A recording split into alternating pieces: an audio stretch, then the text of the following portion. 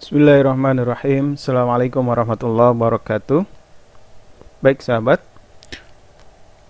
bertemu lagi dengan saya pada pembelajaran Ekonomi Akuntansi kelas 12. Kali ini kita akan membahas secara detail tentang pencatatan transaksi pada jurnal umum. Pada dasarnya minggu lalu kita sudah membahas secara bersama bagaimana mencatat transaksi pada jurnal umum. Nah, jurnal umum ini adalah tahap kedua dari siklus akuntansi setelah adanya transaksi. Nah, baik, di sini disajikan beberapa transaksi dari bengkel motor Mimi selama bulan November 2018. Yang pertama, tanggal 1 bulan November, Nona Mimi menyetorkan uang untuk modal usaha sebesar 30 juta. Nah, kalau kita analisa transaksi ini, maka ketika Nona Mimi menyetorkan uangnya senilai 30 juta, maka kas perusahaan bertambah, modalnya juga bertambah. Itu analisa, jadi nggak terlepas dari analisanya. Kalau kalian sudah bisa menganalisa transaksi, maka kemungkinan besar sangat mudah untuk mencatat ke dalam jurnal umum. Nah, setelah kalian mampu menganalisa, kita lihat kepada rumus dari jurnal umum. Tadi dikatakan bahwa kas bertambah, modal bertambah. Kas adalah bagian dari aktiva.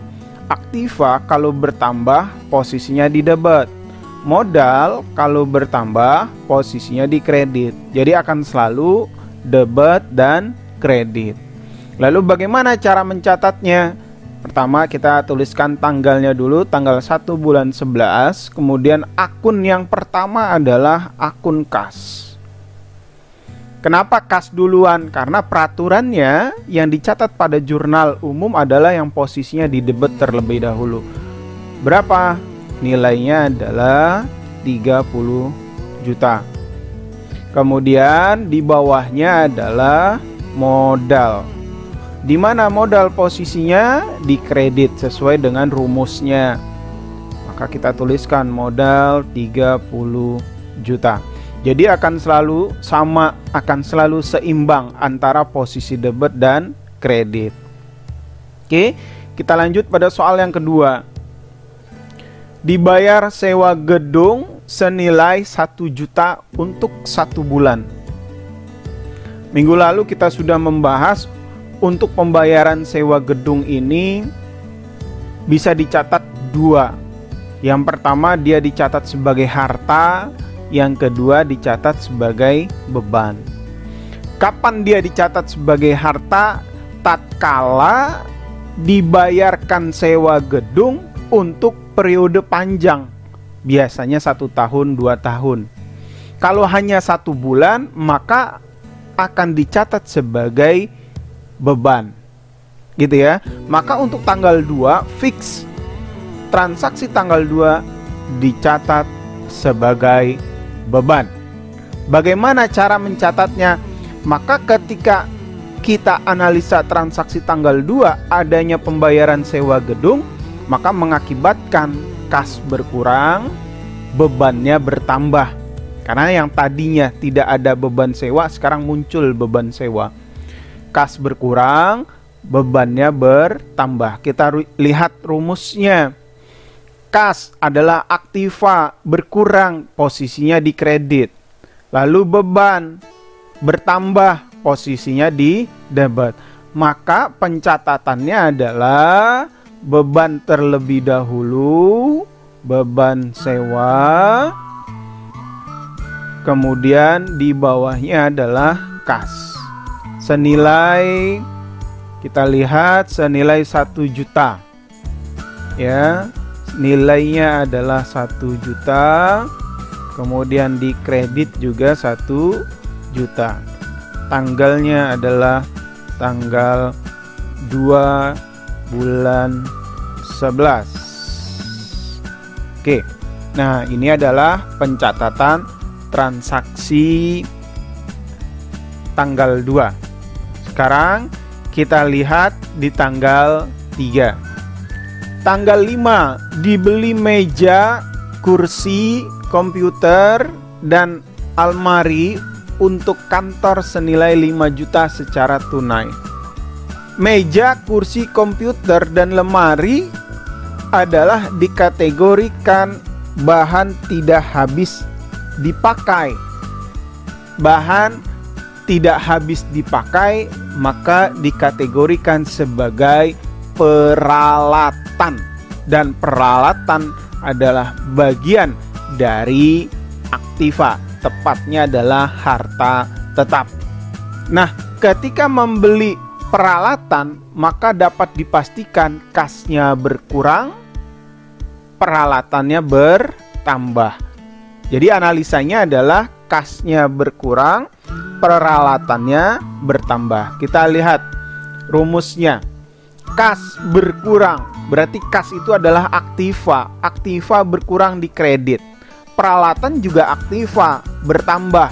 Lihat, peralatan bertambah di debit. Maka bagaimana cara mencatatnya?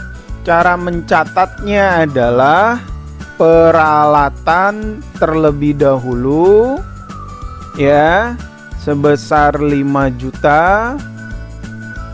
Kemudian kasnya dikredit senilai 5 juta. Tanggalnya adalah tanggal 5. Tanggal 5 bulan 11. Nah, ini sedikit banyak saya berharap kalian sudah memahami ya bagaimana proses pencatatan pada jurnal umum, yaitu dengan cara melihat pada rumus yang sudah ada. Oke, lanjut. Dibeli tanggal 6, dibeli perlengkapan untuk reparasi mobil berupa oli, minyak, busi, dan lain sebagainya senilai 10 juta rupiah secara tunai. Nah, tadi bisa dibedakan mana peralatan dan mana perlengkapan. Kalau perlengkapan itu habis terpakai, gitu ya. Maka tanggal 6 ini ketika kita membeli perlengkapan, maka analisanya adalah kas berkurang, perlengkapannya bertambah. Kita lihat lagi, kas adalah aktiva berkurang di kredit, perlengkapan bertambah, perlengkapan juga aktiva bertambah di debit.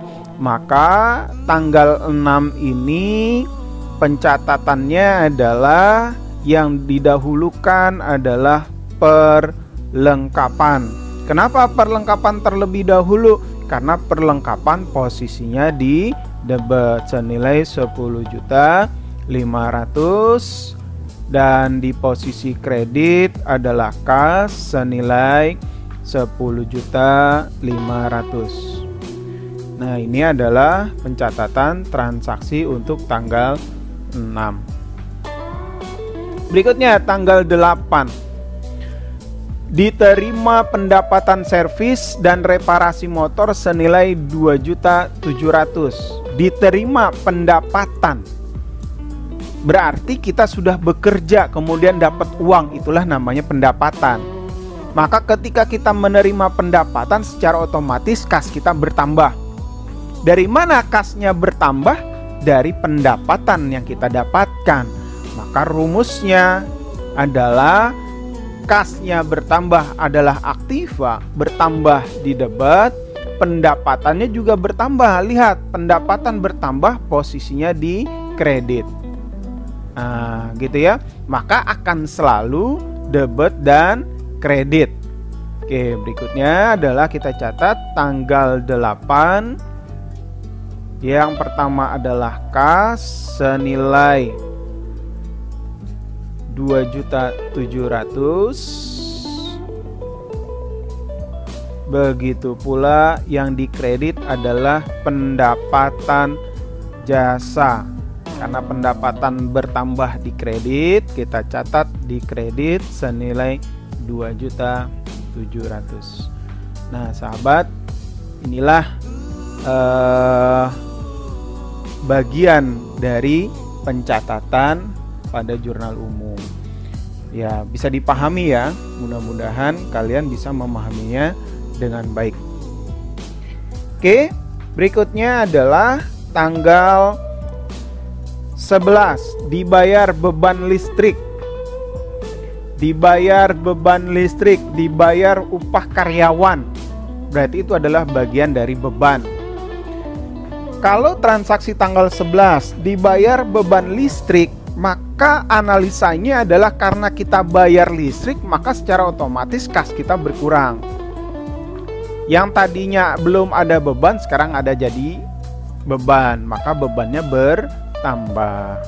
Maka untuk tanggal 11 pencatatannya adalah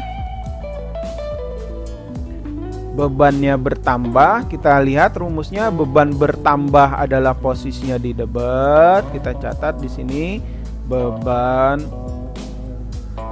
listrik senilai 150. Karena adanya beban listrik, maka kita mengeluarkan kas. Maka kasnya berkurang, di kredit senilai 150. Oke, berikutnya adalah tanggal 16. Diambil uang kas usaha untuk keperluan pribadi. Ingat ya, di awal kita mempelajari konsep dasar akuntansi ada yang namanya kesatuan usaha. Artinya uang usaha sama uang pribadi harus dibedakan.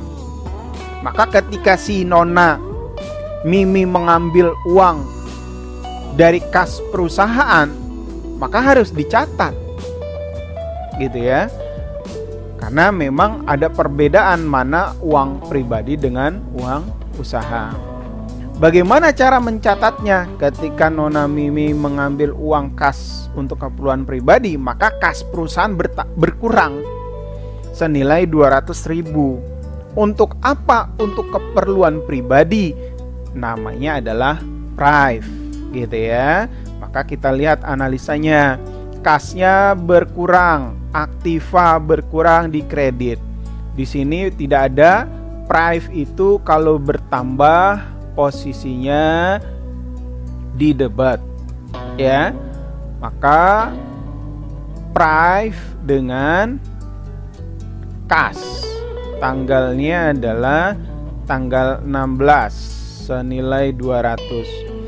16 bulan 11, akunnya adalah prive, yang dikredit adalah kas. Di debit 200.000, dikredit pun 200.000.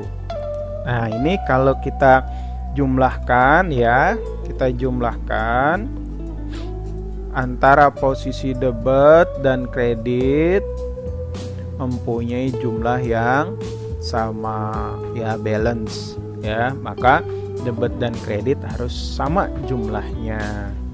Ini kalau kita jumlah, gitu ya. Oke, baik sahabat, kira-kira demikian pembahasan bagaimana cara mencatat ke dalam jurnal umum. Mudah-mudahan bisa dipahami dengan lebih baik lagi. Terima kasih. Billahi taufik wal hidayah. Assalamualaikum warahmatullahi wabarakatuh.